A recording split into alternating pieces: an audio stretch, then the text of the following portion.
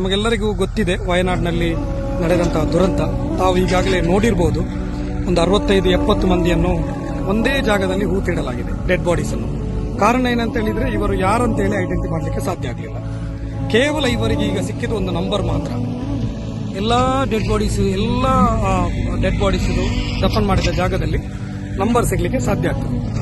ಈ ವಿಡಿಯೋ ಮಾಡುವ ಉದ್ದೇಶ, ನಾವು ಜೀವಂತ ಇರುವಾಗ ನಾವು ಕಚ್ಚಾಟದಲ್ಲಿ ಇರ್ತೇವೆ, ನೀನು ಮುಸ್ಲಿಂ, ನೀನು ಹಿಂದೂ, ನೀನು ಕ್ರಿಶ್ಚಿಯನ್ ಅಂತ.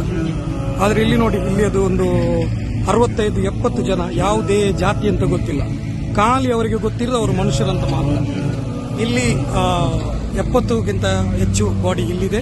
ಅದೇ ರೀತಿ ಇದರ ಮೇಲೆ ಆ ಟೆಂಟ್ ಇದು ಬ್ಯಾಕ್ ಸೈಡ್ ಅಲ್ಲಿ ತಲೆಗಳು, ಕಾಲು, ಹೀಗೆ ಅರ್ಧಂಬರ್ಧ ಸಿಕ್ಕಿದಂತಹ ಬಾಡಿ ಪಾರ್ಟ್ಸ್ಗಳು ಕೊಂಡೋಗಿ ಅಲ್ಲಿ ದಫನ್ ಮಾಡಲಾಗಿದೆ. ಇಲ್ಲಿ ಕೆಲಸ ನಡೀತಾ ಇದೆ. 450 ಜನರು ತೀರಿಕೊಂಡು ಹೋಗಿದ್ದಾರೆ.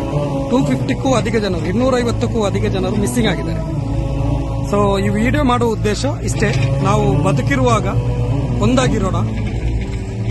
ಇಂಥ ಕಚ್ಚಾಟಗಳನ್ನು, ಇಂಥ ಡರ್ಟಿ ಪಾಲಿಟಿಕ್ಸ್ ಅನ್ನು ಸೈಡಲ್ಲಿಟ್ಟು ನಾವು ಹಿಂದೂ, ಮುಸ್ಲಿಂ, ಕ್ರಿಶ್ಚಿಯನ್ ಅಂತೇಳಿ ಜಾತಿ ಮತದ ನಡುವೆ, ಭೇದ ಭಾವದ ನಡುವೆ ಜೀವಿಸುವುದಕ್ಕಿಂತ ಮನುಷ್ಯರಾಗಿ ನಾವು ಜೀವಿಸೋಣ.